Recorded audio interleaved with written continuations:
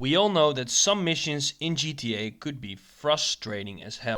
Here is my top 5. Number 5, learning to fly. I have a personal, passionate hate about this mission. But why? I mean, is it that hard? Well, no. When I play it now as an adult, it's not that hard. But when I was younger, this mission frustrated me so freaking much. I literally couldn't complete this mission by myself. And why was that? Well, because I had no idea how to operate the plane. And it was kind of handy to know how to operate the plane because you had to do all kinds of crazy maneuvers like the barrel roll and the loop. But I have to admit, when I play the mission now, it's not that difficult. I mean, operating a plane, it's not easy, but it's also not very hard. I just didn't know how to do it when I was a kid, okay? That's why I want to put it on 5. It might still be one of the harder missions in the game, especially because you need to shoot down the moving cars within a limited time. But there are definitely harder missions. And you will see them in this video, believe me.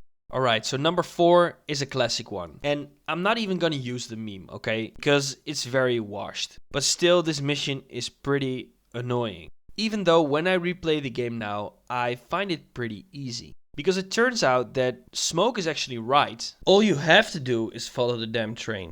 I remember that when I was younger, people had different tactics of passing this mission, like jumping off your bike and shooting the vagos off the train, or jumping on the train and shooting them down. And while they all worked, it's not really necessary, because it turns out the easiest way is to just actually follow that damn train. Because if you do, Big Smoke will shoot all the Vagos gang members off the train. Okay, now this one is a different story, okay? A stealth mission with a plane. Bruh. In this mission you had to make sure that you stay under the radar, which means you have to fly very low. And of course they made you fly through landscapes with tall trees and mountains, so it was very hard to stay under the radar. But easily the most annoying part about this mission is that you had to fly all the way to the other side of the map. And if you were to crash your plane, which would definitely happen because of all the trees in the area, you wake up in a hospital in Angel Pine.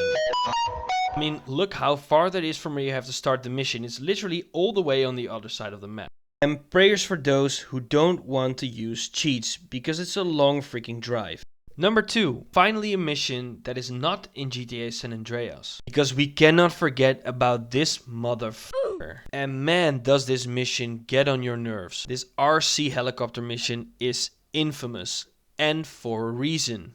For those of you who don't know, you have to plant bombs with an RC helicopter with a strict time limit. And the controls are very clunky. And meanwhile, those construction workers keep attacking your helicopter. Now combine these annoying controls with the time limit, make it one of the most frustrating and hardest missions in the whole GTA franchise. Now I want to do an honorable mention, because this mission didn't make the top 5, but is still very hard. And that is the mission Vertical Bird. Well, when I was younger, I told you I did not know how to fly a plane. Well, the Hydra was even worse, because I didn't know how to get out of the hover mode. And when I play the game now, I still always have to look up how I get out of the hover mode, because the controls are just shitty. Now, beside that, when you know the controls of the Hydra, the mission is definitely not that hard. But that's a different story for number 1. This spot is reserved for one and only one mission, Air Raid. Easily the most difficult mission in the whole GTA franchise. Now, I've played GTA San Andreas for I think about 20 years now. And to this day, I have never managed to finish this mission. And I have to admit, that's partly because I gave up trying.